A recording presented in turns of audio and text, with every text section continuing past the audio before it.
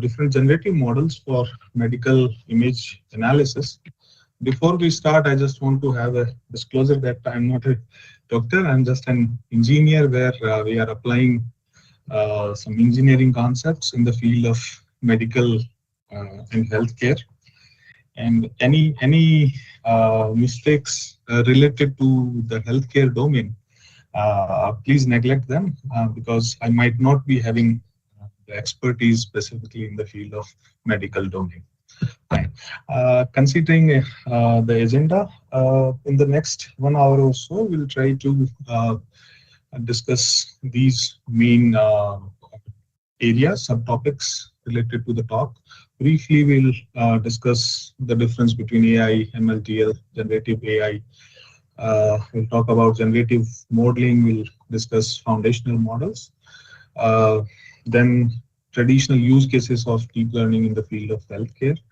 Then we'll take it upon from there and we'll discuss the generative AI use cases in the healthcare.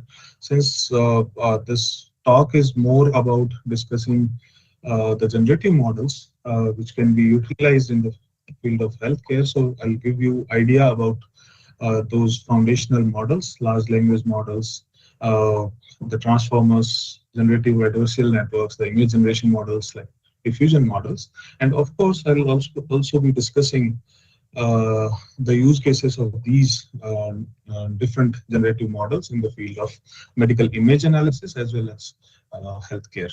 In the last, I'll just demonstrate you what all projects we are doing in our research group.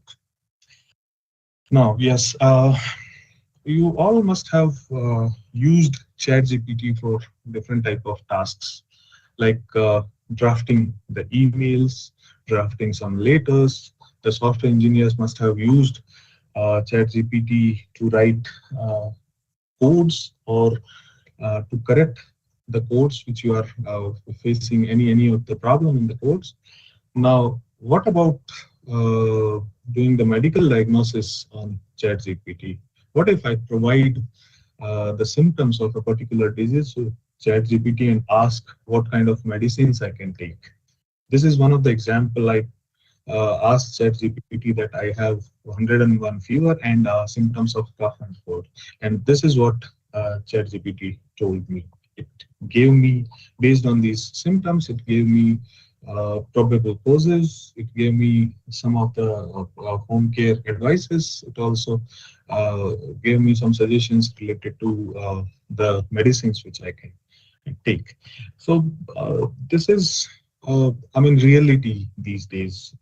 A lot of companies, big companies are developing, like big companies like Google, they are developing chatbots which can act like a doctor, and they can basically advise on medical based on the symptoms, based on the medical history. They can advise for the diagnosis. Now, coming to the basic part of this talk, you must have heard about these terms interchangeably, like AI, ML, and DL. And nowadays, the term generative AI, specifically in last 3-4 years, this has become a buzzword. We'll briefly talk about what exactly these terms are. So basically, the artificial intelligence is a discipline.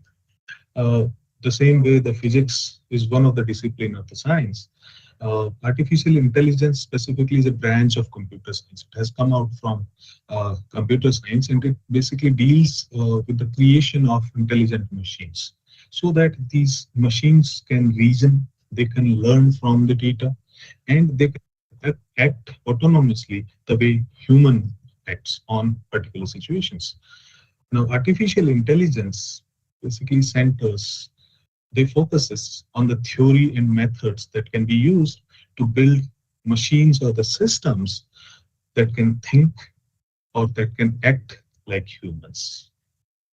So that was about artificial intelligence. Now coming to the buzzword, that is generative AI. So generative AI is one type of artificial intelligence. You can say advanced form of artificial intelligence, and this particularly deals with producing various type of content or various type of data, and this data could be your text, this could be images, videos, audios, or any synthetic data. Coming to machine learning, the term machine learning itself tells you that machine will learn from the data. So it's also a subfield of artificial intelligence. So in the hierarchy, we can say that artificial terms comes at the upper level of the hierarchy. And machine learning is one type of artificial intelligence or one subfield of artificial intelligence. It is a program or a system that trains the model from input data. I'm sure you must have heard these terms interchangeably, or you must have learned about these terms in the previous lectures as well. I'll just to set up the context of this talk, I'll just quickly go through these terms and then come to the main topic. So now, this machine learning basically it's a system or it's a program that trains a model, a mathematical model from the input data. So in the traditional artificial intelligence methods, we used to code the logic in the software program, like if then else rules. That has a limitation. So that limitation was solved with the help of machine learning, and uh, the idea behind machine learning is we should give computer ability to learn from the data, and that also without explicitly being programmed. So two of the most common type of machine learnings are supervised and unsupervised machine learning. The key difference between these two types is how we train these models. In supervised, the name itself tells you that there will be a supervision while training the models. We will provide the labels to the models. However, in the case of unsupervised machine learning models, they will learn from the underlying data. I mean, they will learn the underlying patterns from the data itself. We won't be providing any labels to it. I'll just give you a small example. Suppose you are classifying the images of cats and dogs. So you provide the images of cat and dog to the model. So in the case of supervised machine learning, you will also provide the labels of those images. So the labels means the cat label and the dog label. Now, once the model is trained and you provide a new image, whether it is cat or dog, the model will give you the correct type or class of that particular image. Now, just a small description of supervised example of supervised machine learning. Suppose you are a doctor and you own a clinic and you have a software, appointment software. So basically, you want to develop a machine learning model and integrate in your appointment software, and you just want to predict whether this particular appointment will be missed or not, based on how many days before the appointment you have sent the reminder to the patient. So this graph tells you, suppose you have sent the reminder through email or the text, and based on the number of days before the appointment date you have sent the reminder to the patient, what are the chances, what is the percentage of chances of missing that particular appointment? That could be handy for the clinic. In case of unsupervised model, the unsupervised model basically identifies the hidden patterns from the raw data. Now, suppose you want to develop a model which analyzes the blood glucose level and the cholesterol level. And based on these two levels, you want to group the patients who has similar kind of health profiles. So with the help of unsupervised machine learning, we can identify those clusters. You can see there are two main clusters here based on the health profile of the patients. And health profile is, we are using two features here for defining the health features, like the glucose level and the total cholesterol level. This is the mathematical representation of supervised, unsupervised machine learning. In supervised machine learning, we'll have the data. X is the input data and Y is the label. And the goal of the supervised machine learning is to learn a function, a mapping function, when we give X as input to the function and get Y, the label, as the output. There could be the examples like regression, classification, object detection, or segmentation. These are the examples of supervised. However, in the case of unsupervised machine learning, X will be the data, and you will not be having any label to it. And the goal is to learn some hidden or the underlying structure of that particular data. Clustering is one example of the unsupervised machine learning. How do you train the model? You provide the training examples, like X is the training example of the model, and the model gives you, during the training process, it gives you a predicted output, Y, and now you compare this predicted output with the expected output. So where do you get this expected output? That's where the supervised learning is. In the training examples itself, uh, corresponding to an input data point, you will have a corresponding label. So this expected output is the label which you are providing during the training. Now, the output of the model, the prediction of the model, you will compare with the expected output, and there will be a difference between them. We categorize this, we call it as error or the loss function. And the main objective of training a model is to minimize this error or minimize this loss function. This is a typical optimization problem. So this is the basic background behind every machine learning model. How do you train those machine learning models? By optimizing their loss functions. Now, coming to the artificial neural networks, these are inspired by the human brain, and they are made up of many interconnected nodes, the neurons.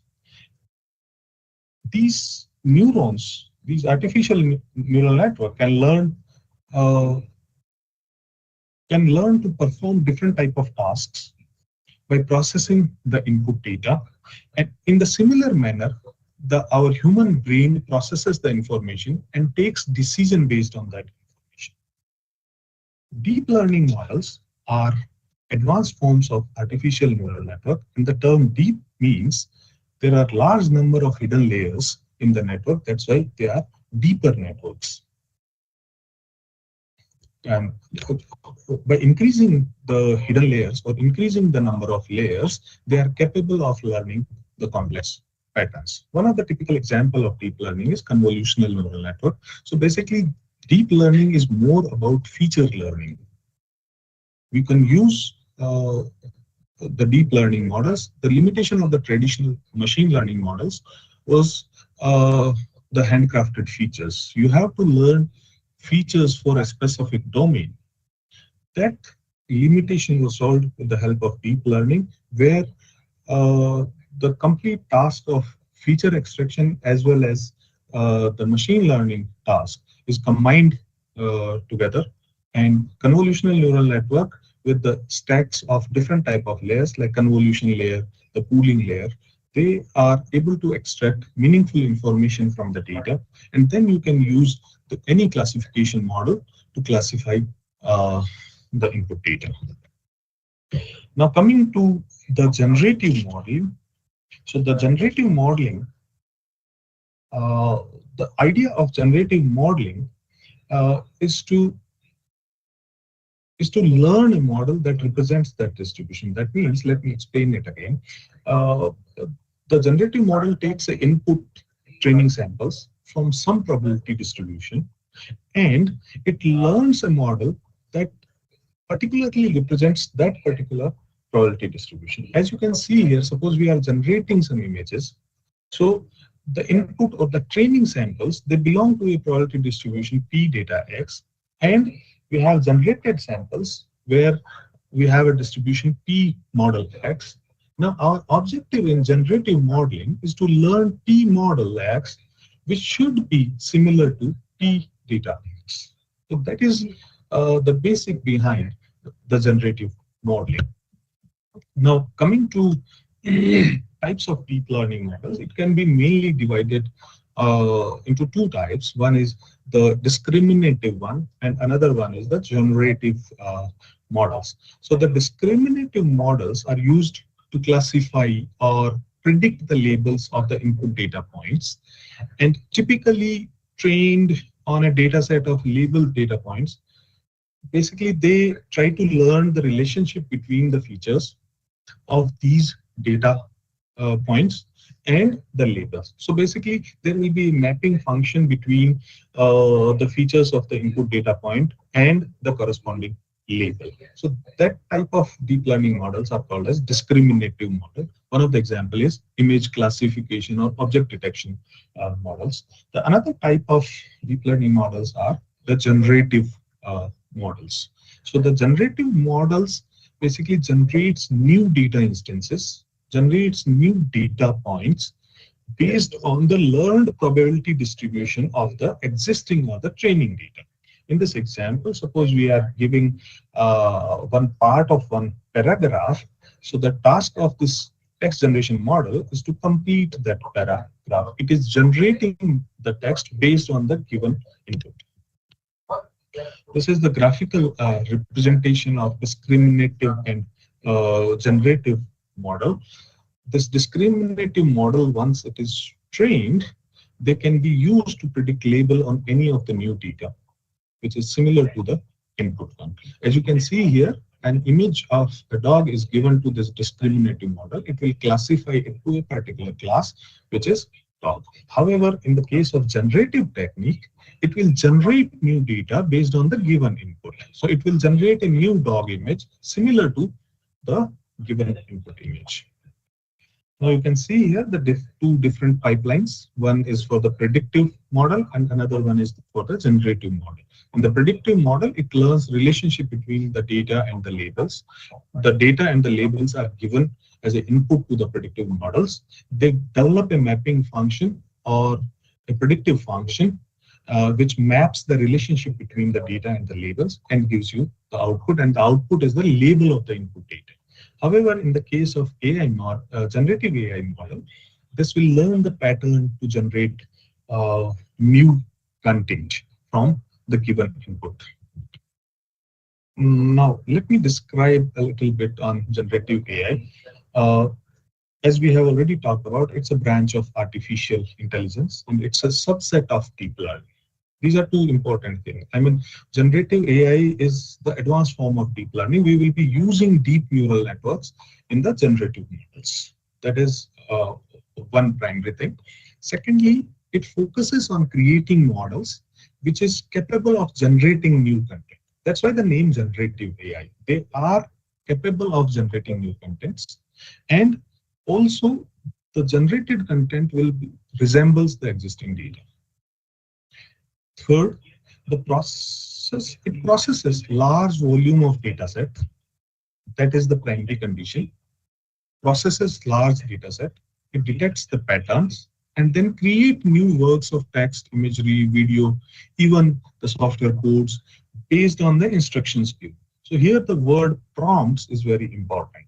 Prompt is an instruction to the generative AI model to generate new content.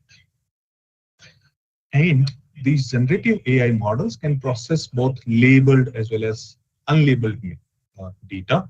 And of course, they use supervised, unsupervised, or semi-supervised methods. Few of the examples of generative AI models are LLMs, generative adversarial networks, variational auto encoders, diffusions, and many more. Now, types of generative AI models. The one is text to text, where it takes natural language input, it takes text as an input and produces a similar text output. The use cases of this type of model, specifically in the medical domain, could be translate the patient education material into another language, from English to Hindi or English to French or any other language, or maybe summarize a patient report or a patient discharge summary or a patient medical diagnosis summary into plain language. That could be another use case of text-to-text type of model. Another one is text-to-image. So these type of models are trained on large set of images, each captioned with a short description. Let's take one example, like generate and edit an image explaining a medical condition or a procedure. Suppose we ask a generative AI model to generate an image, an chest X-ray image of a COVID-19 patient. So that is one of the example of these type of model, text to image. Another one is text to video or text to 3D. So in this type of model, it generates a video. Like let me take it generates a video based on the text prompt or text instruction given to the model. One of the example could be generate a video for patient demonstrating how to perform an exercise at home. Now, this term you must have heard multiple times, like foundation models. Nowadays, there's a lot of talk about developing new foundation model. India specifically putting a lot of efforts towards developing its own foundation model. So what exactly is the foundation model? So let me define a foundation model. Foundation model is a model that is trained on broad data or large volume of data, and basically they are generic models. They can be adapted or fine-tuned to a wide range of downstream tasks, different type of tasks. Few of the examples of these foundation models could be a BERT, GPT-3, CLIP, and many more. As in the diagram, you can see we can have different type of data. The foundation models are trained on generic data. Now we can adapt these foundation models for a specific tasks like question answering, sentiment analysis, information extraction, image captioning, object recognition, instruction following, and many more. So that is about the foundation models. Now, just a little bit of history on computer-aided diagnosis, and then we will talk about the use cases of generative AI. So the story of computer-aided diagnosis started somewhere in 1970s, where one of the scientists, Professor Lodwick, uh, he developed a research proposal and worked on a research proposal of computer-aided diagnosis, specifically in radiologies. And for his work on this domain, he also received a nomination for Nobel Prize for his groundbreaking work in image modeling and the computer diagnosis of bone tumors. So basically, they proposed that we can use computers for automation of diagnosis of bone tumors. Now, in last uh, one and a half decade, there has a lot of progress, specifically from that era of 2012, of advancements in the computer vision due to new type of convolutional neural network models. They have been extensively used in the field of medical and a lot of applications, whether it is detection of breast cancer, whether it is development of new antibiotics, whether it is cancer diagnostic, whether it is COVID-19 detection. Uh, the presence of artificial intelligence or deep learning has become tremendous in each and every modality of healthcare or medical analysis. Now, how this magic happens? So basically, if you are given with a chest X-ray image, suppose you want to develop a model for detecting COVID-19 from chest X-ray images. So we'll provide the chest X-ray image to the model. This model will be trained on large volume of data, and it will classify what abnormalities are there in the chest X-ray. Similarly, for diabetic retinopathy, which is a dangerous disease specifically found in the diabetic patients, it basically damages the blood vessels of retina, and sometimes it could lead to vision loss. That's why most of the diabetic patients are advised to go to the eye specialist for eye checkups regularly. So the retinal fundus images helps us in identifying the diabetic retinopathy. These images can be fed to the model, and then we can see whether they are normal or damaged. The brain MRI, the brain is the most complex organ of our body, and the segmentation. Basically, our brain contains different type of fluids, and segmentation of these fluids based on the volume of these fluids, different type of diagnoses are being done by the doctors. So the automatic segmentation of these brain MRI images can help us in effective diagnosis. Similarly, the breast cancer detection histopathology images, the high resolution microscopic images of your blood or histopathology images, they can be fed to the model, the trained model, to identify whether there's breast cancer or. Now, coming to the use cases of generative AI in the health cases, they are tremendous. These on the left hand side, these are the generative AI models like generative adversarial networks, variational autoencoders, the LLMs, the flow based methods, the energy based methods, and there are many more of them. These are different type of generative AI models which has been extensively utilized in the field of healthcare. Now, by using these generative AI models, we can we can create realistic patient data, and that can be used for research as well as for training purposes. While we can also establish wide range of versatile application with this generated data. The generative AI models are also being used for drug discovery. They are used to generate novel small molecules and nuclear acid sequences and different type of proteins with a desired structure or a function, because for a particular drugs we aim to have a specific function. So with the help of generative AI, we can generate these proteins or nucleic acid sequences, and thus they can help in discovering new type of antibiotics or new type of drugs. Also, another application like in image generation with the help of generative AI models like GANs or VAEs. These models can be trained on vast data set of records, the medical records, as well as the imagery like MRI or CT scans, and that can identify patterns related to different type of diseases.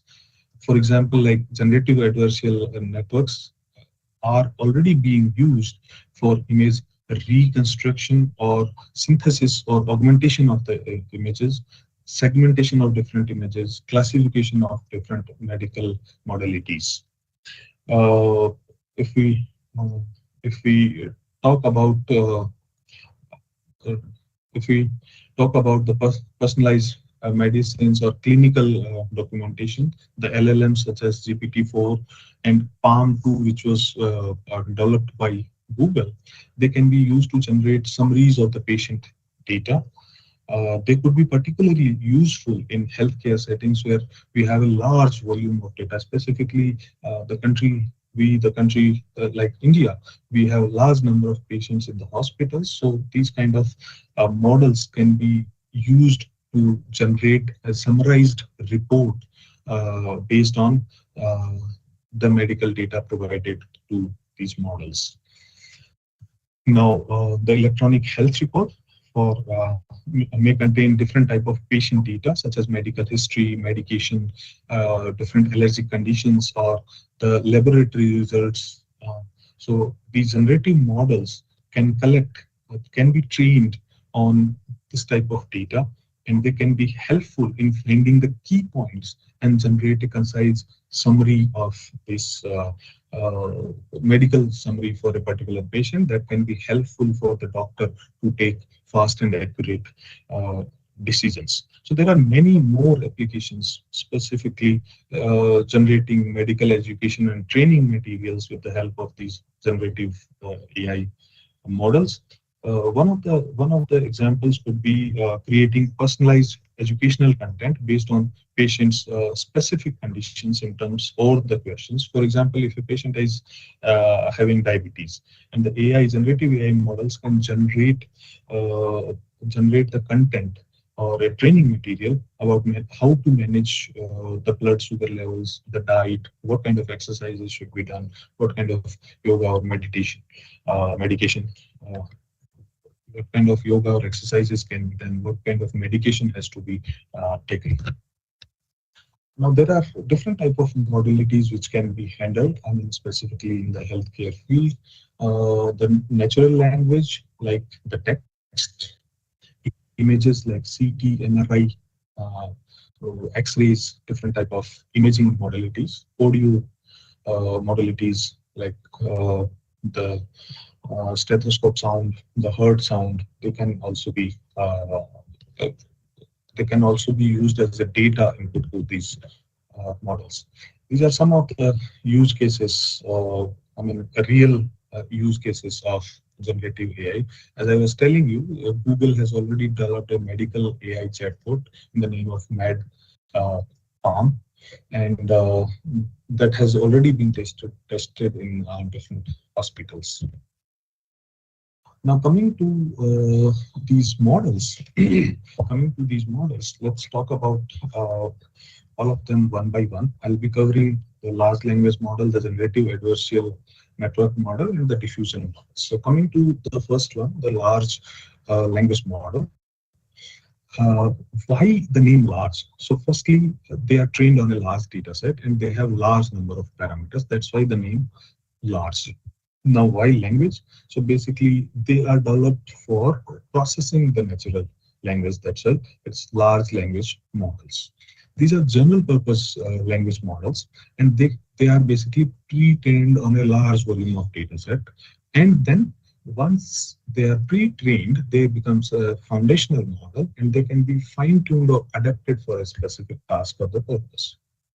Now, these large language models, they are trained to solve common language problems like text classification, question answering, or document summarization, or specific text generation. The models, then they can be tailored to solve specific problems. Let's say I want to generate a chatbot, I want to create a chatbot for a specific domain like finance only, or maybe for law related questions. No, this is the basic idea how the large language model works. Suppose we are this LLM is being used for predicting the next word. Nowadays, in the emails itself, when you type one or two words, it already gives you the prediction of the next word, which is relevant to what you have typed. So basically, the input. Vector representation of the input tokens are being provided to the LLM, and it gives you the output token. So instead of giving you one output, it gives you a list of output with a sorted based on the probability. Now, token is very important word. So token is basically a part of word, and it is also an atomic unit on which the LLM works. Now, generic overview of LLMs, how LLMs can help specifically in healthcare. So we can have millions of electronic health record, the healthcare data. This data can be provided to the medical foundational models, and these medical foundational models can be adapted to a particular task like question answering, medical related question answering, summarizing an information, or image analysis or labeling, or finding similar patients. And we can develop a chatbot which can interact with these medical foundational model to perform this particular tasks. Now, more description on it. The data could be like research papers, some clinical notes, or some medical textbooks and reference materials, healthcare reports or diagnosis reports of the previous patients, patient education materials. This data can be used to train the pre-trained foundational models, which was trained on the existing data. These are adapted. These are adapted for particular tasks like text summarization or question answer related to healthcare, translation from one language to another language, or generation of text. One of the example here is, let's say, I gave you that example of ChatGPT for diagnosis of particular symptoms. So here also see what is vitamin D3 used for, and should I take it?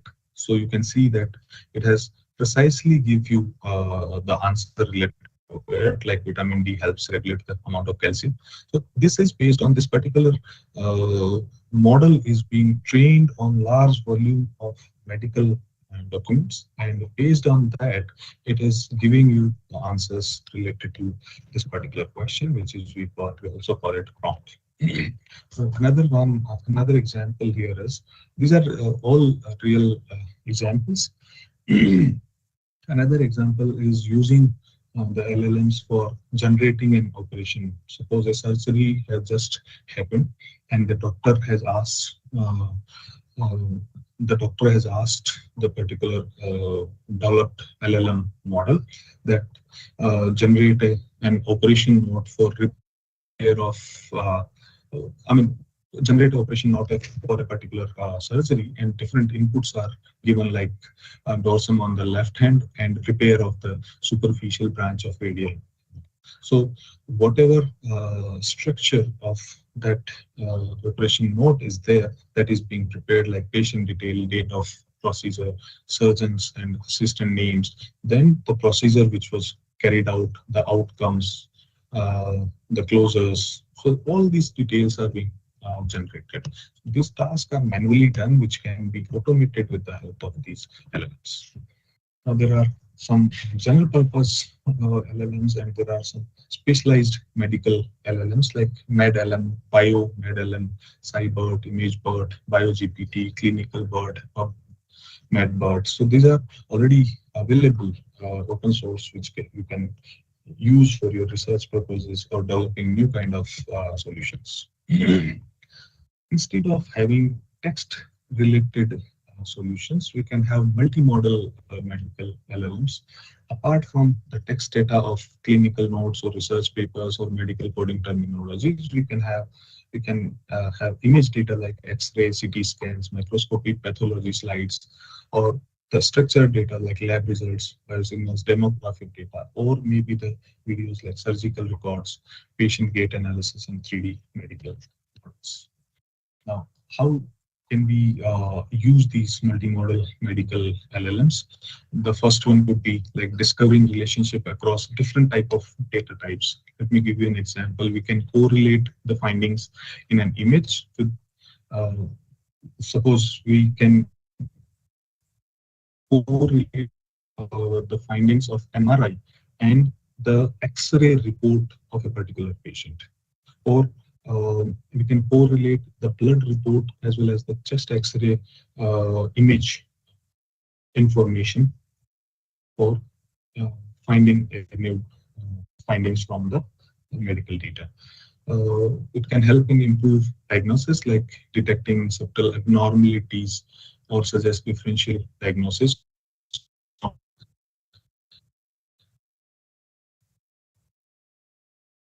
different type of images, like creating textual reports from medical images. So basically, given uh, as of now in most of the hospitals, whenever you go for X-ray imaging, with the help of a machine, they take those X-ray images or CT images, and then based on the findings in those X-ray images, manually the reports are being created. This flow can be automated with the help of these LLMs. And given an X-ray image, it can generate a standard radiology report from for that particular X-ray imaging. Uh, these multimodal medical LLMs can help in generating synthetic medical images with specific conditions or variation. Let's say you say that I want to please create a just X-ray image with symptoms of TB. Now, coming to the brief history of large language models and how they come into existence. Uh, the the timeline basically. So in 2014, I mean, we had those RNNs and LSTM for sequence-to-sequence models, and they also helped us in improving the performance of ML models for NLP, natural language processing tasks like text classification or language translation. But there is there was an era where the attention mechanism came into existence, and that uh, that gave the base to the transformer models, and that gave the fundamentals for the modern generative AI models. So, specifically in 2015, the attention mechanism and was proposed, and based on that, the models like transformer and BERT was proposed in subsequent years. So, coming to the transformers, so these transformers, there was a pioneer paper in 2017, and this has the equal kind of importance, equal kind of effect in the field of natural language processing, the same way the 2012 AlexNet paper had effect on the computer vision research community.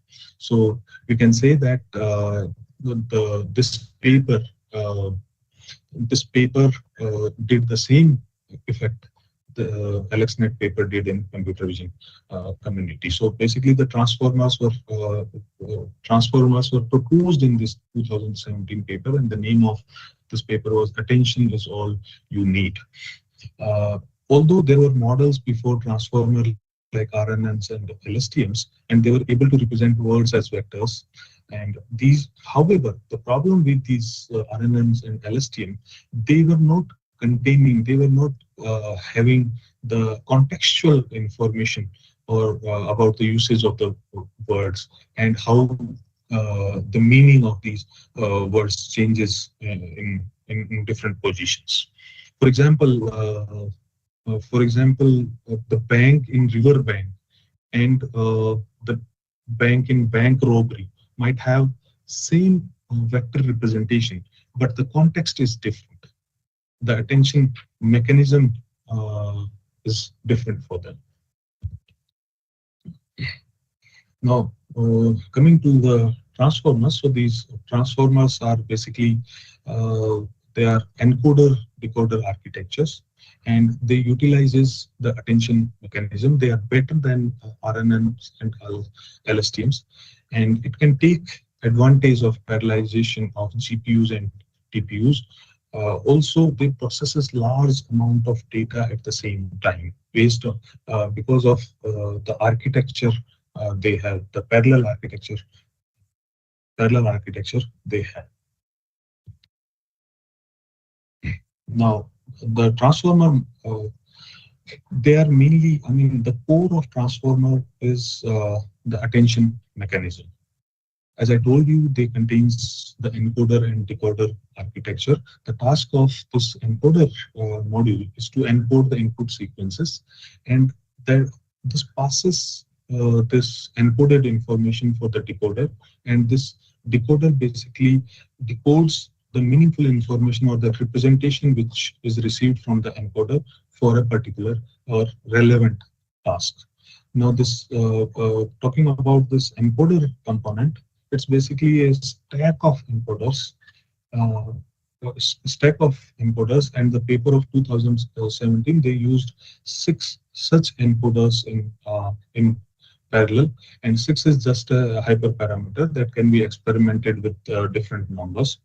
And coming to again focusing on the encoder part, this can be broken into 2 parts or 2 sub-layers. The first one is the self-attention layer, and the second one is a feed-forward neural network.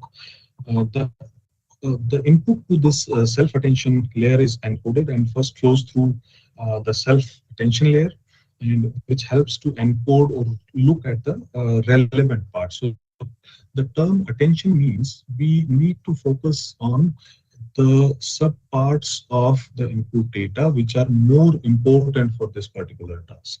So the objective of the self attention is to give more attention to the relevant subpart of the input input data.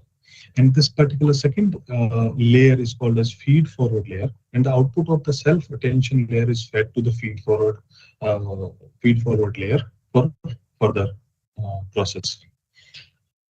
The decoder, however, you can see here, the decoder also have the self-attention layer as well as the feed-forward layer. However, it has one additional layer which is called as encoder decoder attention layer. And this particular layer helps the decoder to focus on the relevant parts of the input sentence. Now, coming to the further processing in the transformer domain. So after embedding is basically the numerical representation of the input words. So after embedding the words in the input sequence, each of the embedding vectors flow through the two layers of the encoders, and that too in the parallel. So you can see that that helps us in parallelizing the processing of the input data. So the word at each of the position, each of these words, they are basically passes through this self-attention process in parallel. Then it passes through the feed-forward neural network and the exact same network which each vector flowing through it separately. I mean, there is a parallel operation on each of the word. And as we can see, the dependencies are modeled in the self-attention layer.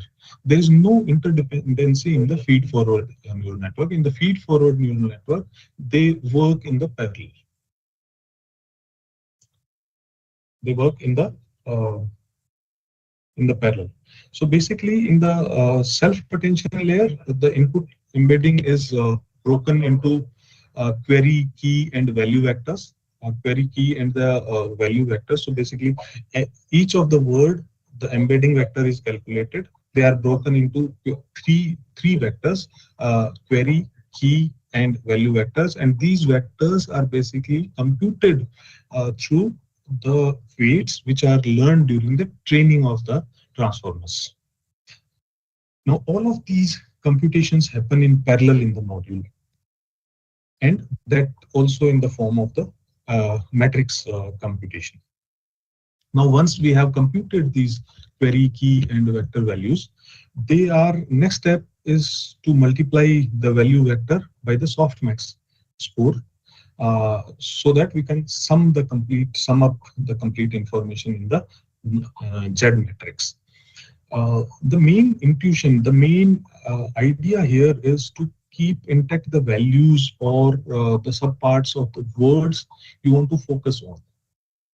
The main task of these query, key, and value vector is to give more focus on the relevant words and leave the irrelevant words by multiplying them by tiny numbers like 0.001. So basically, we are giving more attention to the important words and giving less attention, less focus on the irrelevant words. Next, we have to sum up these all weighted value vectors, and which will produce an output of the self-attention layer at each of the position. So these attention heads, there are 8 in the number proposed in this particular paper. They work in the parallel. Now, for each of the word, you can send along the resulting vector to the feed-forward neural. So basically, each of the word is passing through 8 of these attention heads, and then further it is being passed through the feed-forward neural network. So, if I summarize what we have done, how we have processed the information through the transformers, this is the flow of transformers specifically. We start with natural language sentence, embed each word in the sentence. After that, we perform multi-head attention. There were 8 of them, 8 times, and multiply this embedded or embedding words with the respective weighted matrix. We then calculate the query, key, and value matrices with the help of these query, key, and value vectors with the help of these weighted matrix. And finally, we concatenate these matrices to produce the output matrix, which is of the same dimension as the final matrix that this layer initially plot. So that is the brief about the transformers. Now, transformers were also, modified process. The language models the vision language models. So not only processing the language data, we can parallelly process the images as well as the language data. You can see in this diagram one of the paper which proposed the vision language models in medical image analysis. Here you can see the visual modalities as well as the language modalities. They are processed through different encoders. One is the image encoder.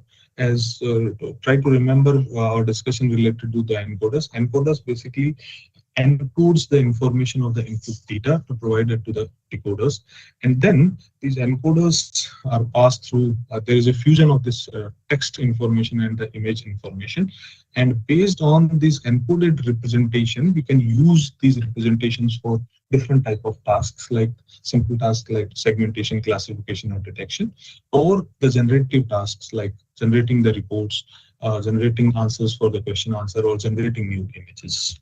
So that's a brief overview of using vision language models for different medical image analysis.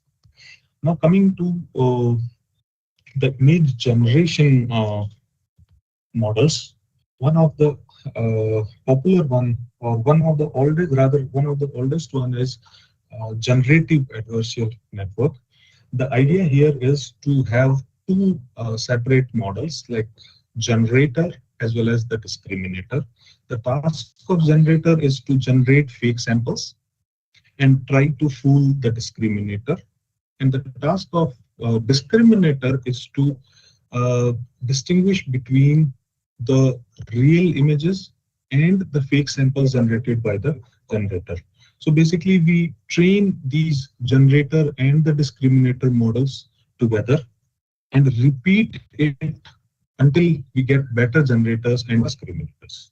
So this is the representation of generative adversarial network architecture. You can see here we have a generator module and a discriminator module. A latent random variable, you can consider Z as a random noise, and it can also be thought of a latent representation of the image that is given to the generator. And there are real world images for the training part. Both the inputs are given to the discriminator. This discriminator basically identifies whether it is real or fake, and there is a loss function associated with it. Our objective is to optimize or reduce the loss by training these discriminators and the generators together with each other, so that discriminator uh, tries to find out the real and fake images, and generator tries to generate the images as close as possible to the real ones. So in this process of generating these images and discriminating these images, we have trained a generator model which is able to generate images which are very close to the real ones. These are some of the examples of these are some of the application of generative adversarial networks, specifically in the field of medical image analysis, like generating cross modality, segmentation of the images, reconstruction of the images. You can see here we have used the retinal fundus images. So reconstruction means if some part of the image is broken. So we can reconstruct with the help of generative adversarial network. Augmentation, we'll talk more about augmentation in the subsequent slides, or detection of abnormalities in the images. Now for one of the specific or most used major use of generative network in the field of medical domain is image augmentation. The main problem with medical data sets is they contain more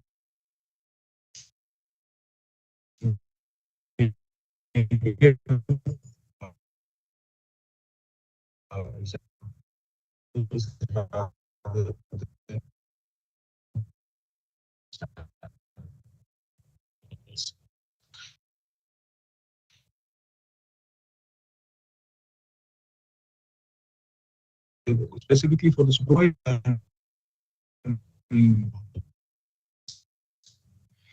they require large volume of data to train and analyze data. And data set images and transform them from one to another in a realistic way. This is one of the popular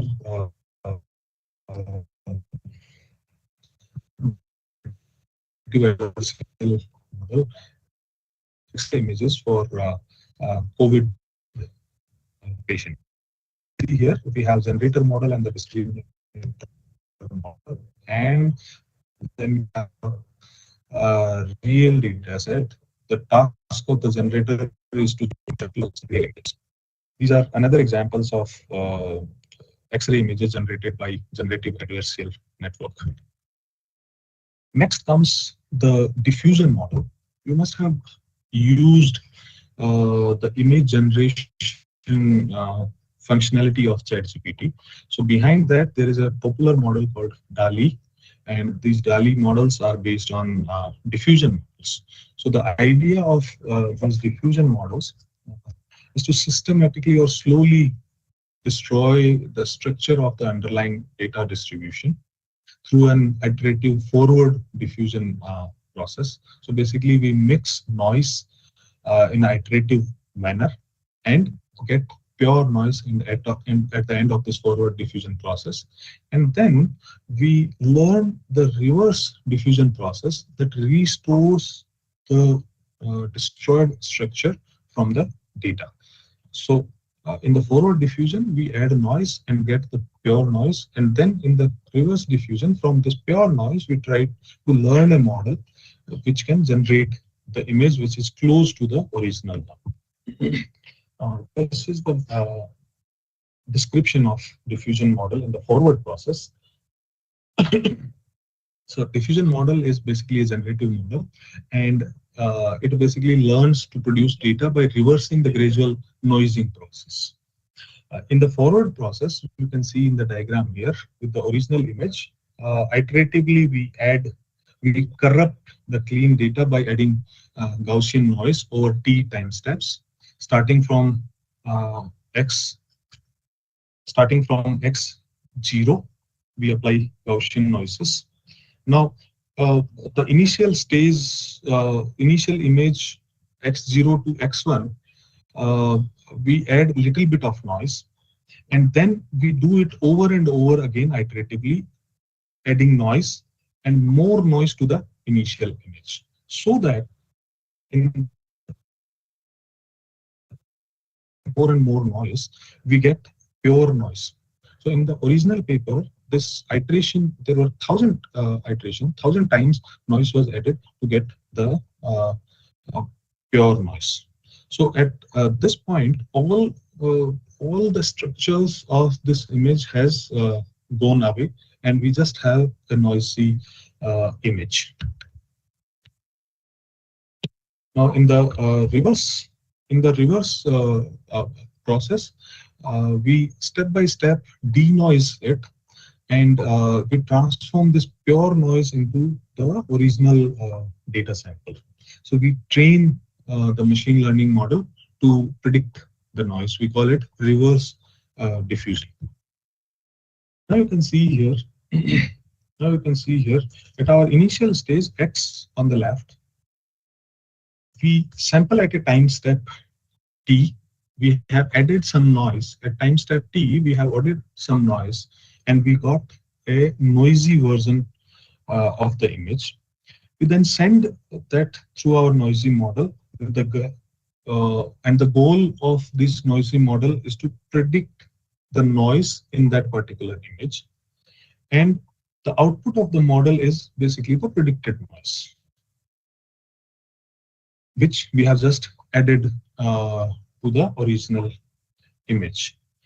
Now, we already know what we have added, what noise we have added, so that we can compare this predicted noise and the added noise, and we formulate a loss function.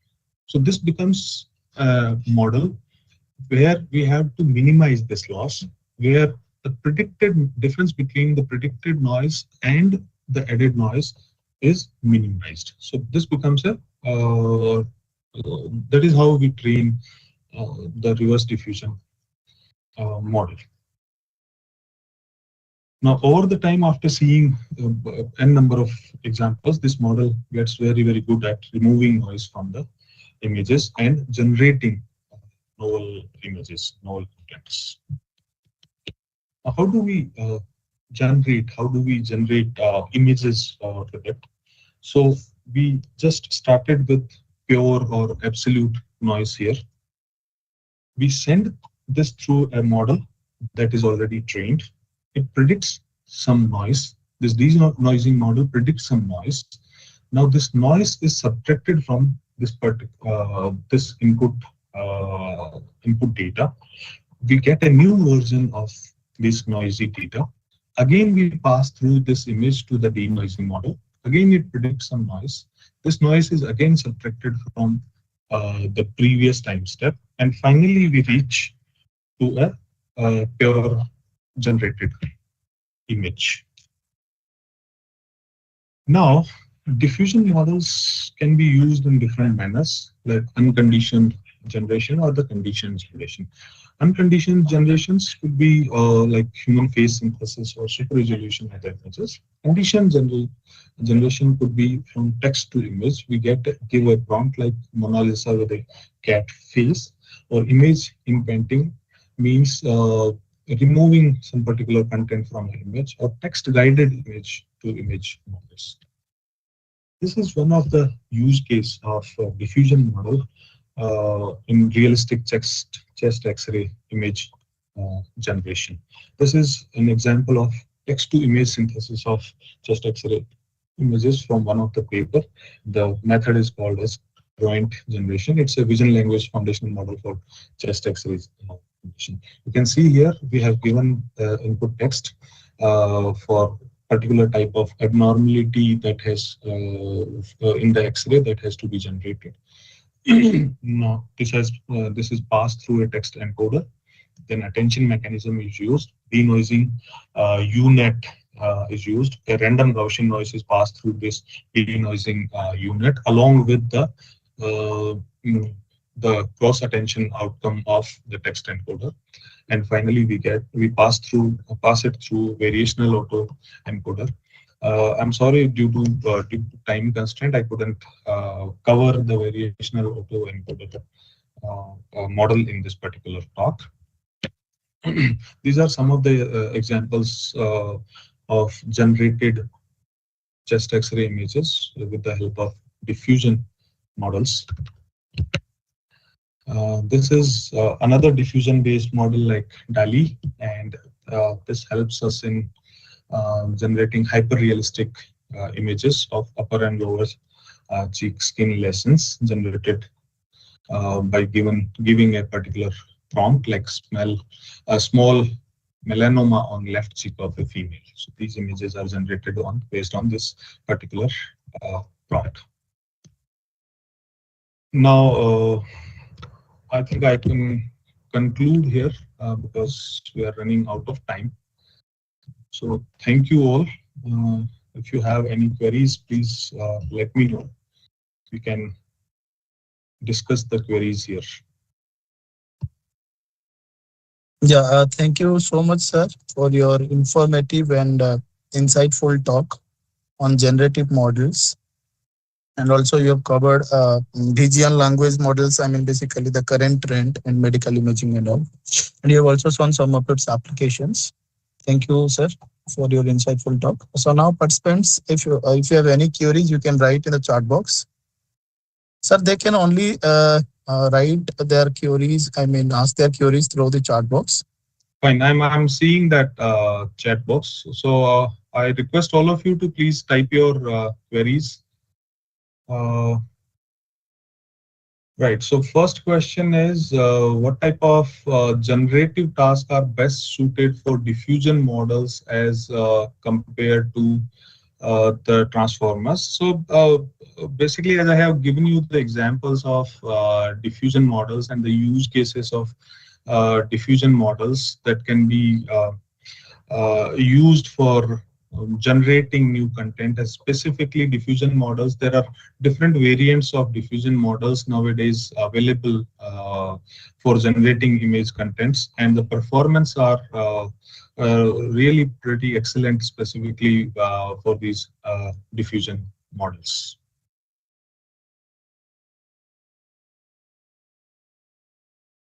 Any other questions? So regarding the transformer, I think he also asked about the transformer. So, we do have variants of transformers in the field of vision, computer vision. We call them vision transformers, and we also have vivid video vision transformers. So they can also be used, and but the objective of these transformers are little different from the diffusion models. Transformers can also be used for different type of classification tasks as well, because they come in different variants, like only encoder, only decoder, or combination of encoder and decoder. So, there could be different tasks related to comparing diffusion models and the transformers. Any other questions, please?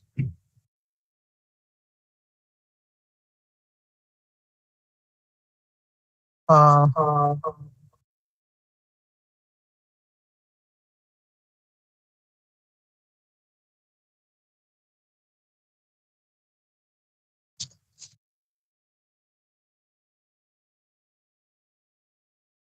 no, sir. I think there are no queries in the chat box. Fine. So I think then we can conclude here. Yes, sir. Thank you so much Thank you. for sharing your Yes, experience with us. Thank you thank so you. much, sir. I hope participants have learned so many things from you. Thank you. Yeah, if any one of you have query, you can write an email to me. And thank you. Thanks for patient listening on my side. Thank you. Thank you, sir.